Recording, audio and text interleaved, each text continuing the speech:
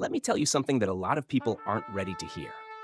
Your so called faith might be worth absolutely nothing. That's right, zero, zilch, nada.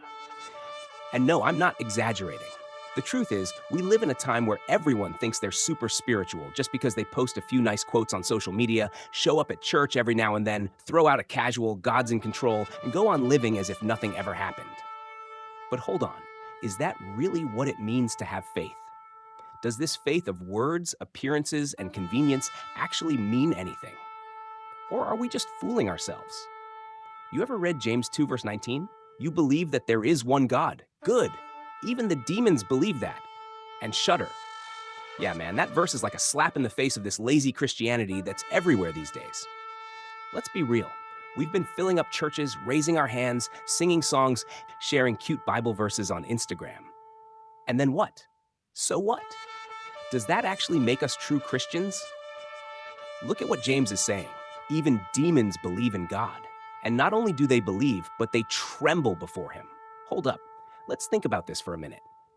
If demons know that God exists, that he is powerful, and they even tremble before him, what's the difference between them and that so called Christian who only shows up on Sundays, drops their little offering in the basket, and goes back to life as usual? The difference, my friend, is nothing.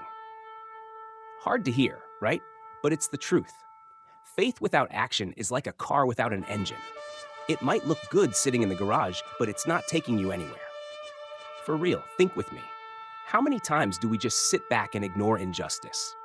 How many times do we look the other way when we see a homeless person? How many times do we straight up not care about other people's suffering because, well, it's not my problem? Then Sunday comes around and we pound our chest saying, I believe in God. Congratulations, my dude. So do the demons. The issue James is bringing up is heavy. He's saying that true faith isn't just about agreeing with some ideas in your head. It's not just saying amen and moving on. It's something that transforms you from the inside out and makes you act differently.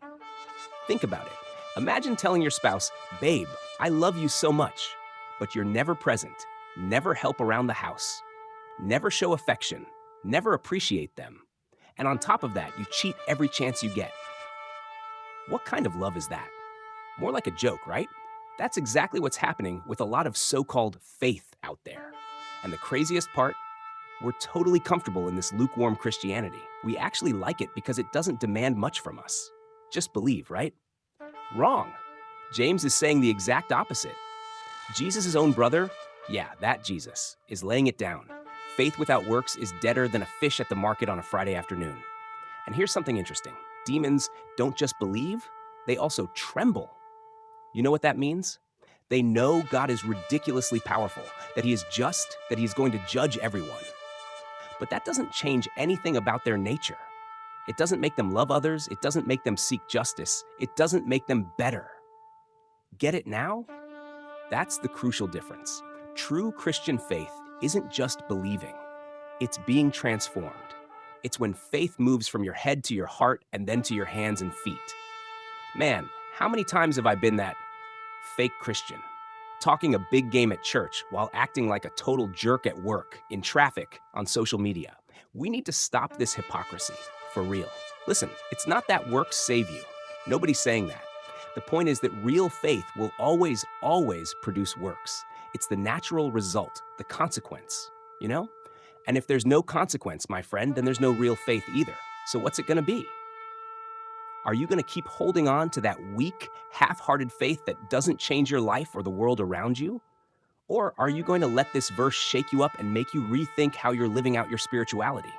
Because, and I hate to be that guy, but I will be.